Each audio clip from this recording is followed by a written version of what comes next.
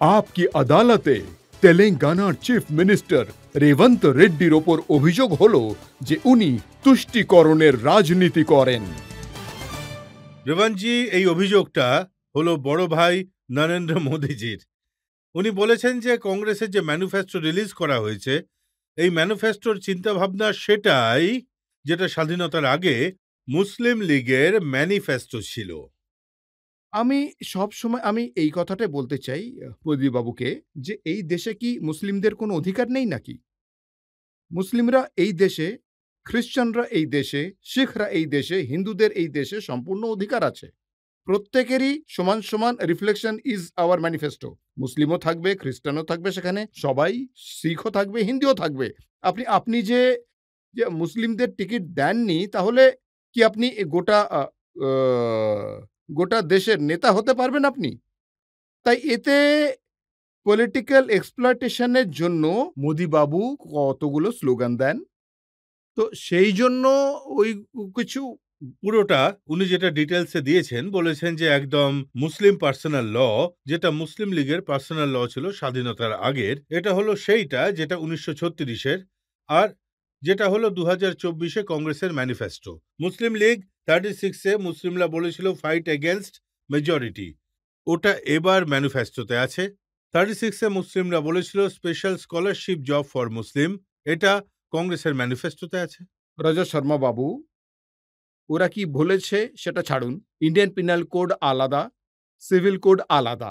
Penal কোডে ভারতবর্ষের যে কেউ হোক অন্যায় করলে তার পানিশমেন্টের জন্য পিনাল কোড আছে। Civil code is our practice. ভারতীয় জনতা পার্টি এইটা চেষ্টা করছে পিনাল কোড আর সিভিল কোডের মধ্যে যেন কোনো পার্থক্য না থাকে। সিভিল কোড পাল্টানোর জন্য ইউনিফর্ম সিভিল কোডের ব্যাপারে যা বলছেন, আজ ইউনিফর্ম সিভিল কোড বলছে, তারপর ইউএলসি আনবো, ইউনিফর্ম ল্যাঙ্গুয়েজ কোড, তারপর ইউডিসিভিও আনবো, ইউনিফর্ম ড্রেস কোড। মোদিবাবু যেমন শেরওয়ানি পরেন পুরো জড়িয়ে, কিভাবে জড়াবো? তাই ভাই ইউনিফর্ম ড্রেস কোড পরেছি তো। সিভিল কোড কিন্তু একদম আলাদা। এই দেশে 4টে ধর্ম রয়েছে, আর অন্যান্য বহু জাতি আছে আরো। প্রত্যেকটি জাতি যদি নিজের নর্থ ইন্ডিয়াতে বিয়ে করে, তাহলে হোয়াট ইউ কল দ্যাট, আগুনকে সাক্ষী করে সাত পাক ঘুরে পাকে ঘোরা হয়। আমাদের সাউথে সেম, হিন্দুরা 3টে কাপড়ে বাঁধে গিট বাঁধার জন্য। এটা তো আলাদা। আর মুসলিমরা কবুল কবুল বলে বিয়ের সময়, ঠিক আছে তো। এবার খ্রিস্টানরা চার্চে আর অন্য কিছু করে, তাহলে ইউনিফর্ম সিভিল কোড কোথা থেকে আসবে বলুন না? কাকে কি বলতে চান আপনি? হ্যাঁ বলুন আমায়। ইন্ডিয়ান পিনাল কোড সবার জন্য, হিন্দু, মুসলিম, শিখ, খ্রিস্টান যে কেউ হোক, যদি কোনো অন্যায় করে তাহলে পানিশমেন্ট অবশ্যই পাবে। কিন্তু সিভিল কোড এরকম নয়। Unity of diversity, union of states.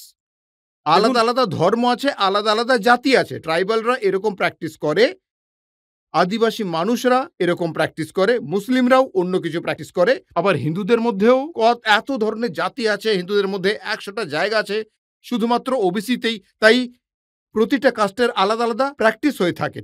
তাই এই সবগুলোকে মিশিয়ে একটা পলিটিক্যাল সিচুয়েশন তৈরি করে তার মধ্যে থেকে আপনি লাভ নেওয়ার চেষ্টা করছেন। ওনাদের অভিযোগ হলো মুসলিম অ্যাপিজমেন্ট নিয়ে। কংগ্রেসের ম্যানিফেস্টো মুসলিমদের তুষ্টিকরণের কথা বলে, তোষামোদ করে। এখন তো আর সরকারেও নেই। 10 বছর আপনারা কি করেছেন সেটা বলুন। আমরা তো সরকার থেকে সরে গেছি, অনেক বছর হয়ে গেল। আমরা তো মুসলমানদের নিয়ে কিছুই করিনি।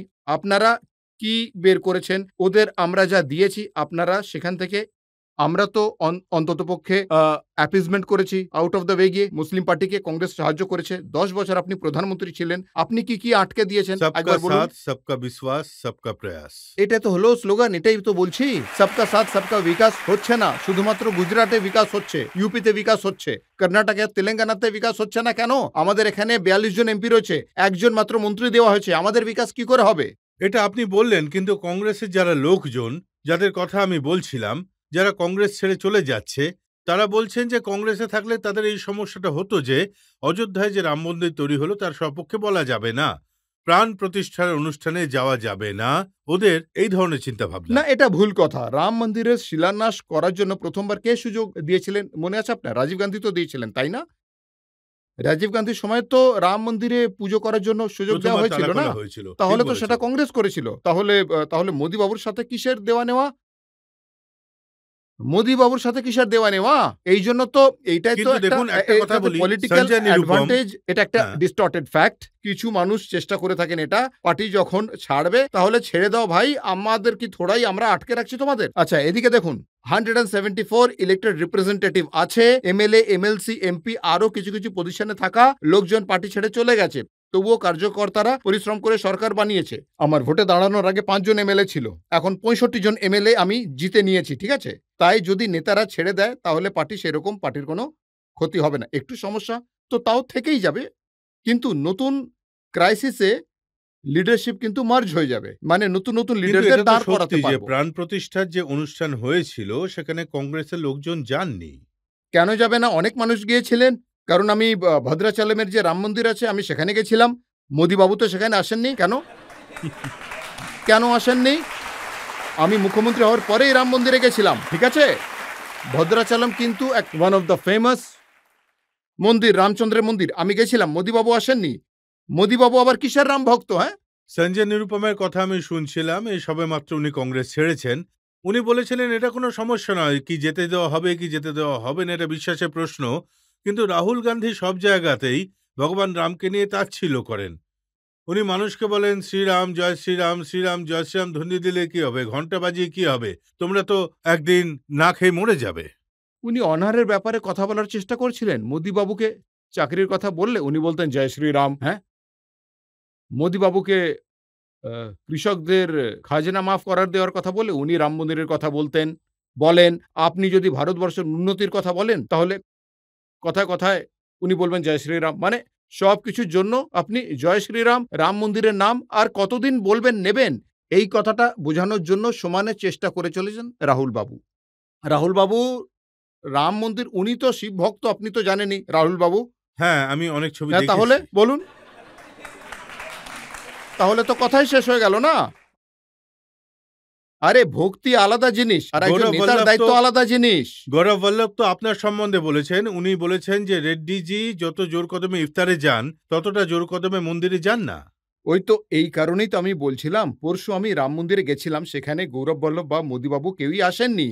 আপনি এর আগে বলেছিলেন ওপেনিং রিমার্কসে যে রেবন্ত হলো আরএসএস এর রেবন্ত নাকি নিক্কড়ের, হ্যাঁ? তারপর আপনি বলছেন মসজিদে যায়। তো তাহলে এই দুটো কন্ট্রাডিকশন কোথা থেকে এলো, হ্যাঁ? এটাই রেবন্ত রেড্ডির আসল রহস্য।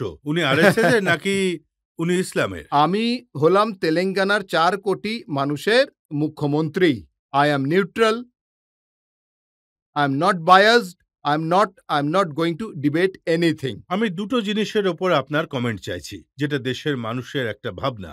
যেভাবে ডিএমকে লিডাররা উদয়নিধি স্টালিন বলেছেন যে সনাতন ধর্ম হলো ডেঙ্গু ম্যালেরিয়ার মতো, আমাদের সবাইকে মিলে এটা ধ্বংস করতে হবে। এখন ওনার সেই দ্রাভিডিয়ান মুভমেন্ট, যেমন মোদিবাবু কারুর বিরুদ্ধে বলে পলিটিক্যাল অ্যাডভান্টেজ নেওয়ার চেষ্টা করেন, ঠিক আছে তো? উদয়নিধি সেই নিধিতেই কারুর বিরুদ্ধে বলে পলিটিক্যাল অ্যাডভান্টেজ নেওয়ার চেষ্টা করে চলেছেন, এটাই ব্যাপার। এই ধরনের এক্সট্রিম স্টেটমেন্ট হয় ভারতীয় জনতা পার্টির লোকেরা করে, নয়তো ডিএমকের লোকেরা করে। এই দেশের এই ধরনের কথার কোনো জায়গা নেই। আপনার ভিডিও আমি দেখি, আপনি যখন ভোট দিতে গেছিলেন তখন আপনি গোমাতার পুজো করেছেন। হ্যাঁ, করেছি, যেদিন আপনি অফিস গেছিলেন সেদিনও আপনি ভগবানের পুজো করেছেন। করেছি। আপনার তো কোনো সমস্যা নেই, কিন্তু উদয়নিধি বা রাজার সমস্যা কোথায়? এই রাজা বলেন যে আমরা তো রামের বিরোধী, আমরা তো হিন্দুত্বের বিরোধী। এই জন্য আমি বলছি, আমি আমি আমি পরিষ্কার করে বলতে চাই রজত শর্মা বাবু, যে বাই প্র্যাকটিস আমি একজন হিন্দু। আমি গর্ব করে বলছি আমি একজন হিন্দু। এর মানে আমি মুসলিমের বিরোধী, কি আমি খ্রিস্টানদের বিরোধী, কি আমি শিখদের বিরোধী, আমি এমন কারোরই বিরোধী নই কিন্তু। আমার ধর্ম হলো আমার ধর্ম, আমার পরিবার, আমার ঠাকুরদাদা যা শিখেছেন আমি সেটাই প্র্যাকটিস করছি। এতে অন্যায়টা কোথায়?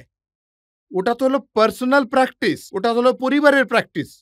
আপনি যদি সরকার চালাতে চান তাহলে নিউট্রাল থাকতে হবে, তো সেকুলার এটা থাকতে হবে। আপনি ডিএমকে লোকজনদেরও একটু বুঝিয়ে দিন। সবসময় বোঝাই, দেখা হয় না, দেখা হলে অবশ্যই বোঝাবো আমি। একটা শেষ প্রশ্ন আমরা নেব। হ্যাঁ, অযোধ্যাতে বিশাল রাম মন্দির তৈরি হয়েছে। আপনি কি রাম মন্দির দর্শন করতে যাবেন? অবশ্যই, যদি সুযোগ পাই অবশ্যই যাব। কোনো ব্যাপার নয় এটা। কারণ হাজার, হাজার বছর ধরে রাম মন্দির সেখানেই থাকবে। যখনই সুযোগ পাবে তখনই গিয়ে রাম মন্দির দর্শন করে আসব।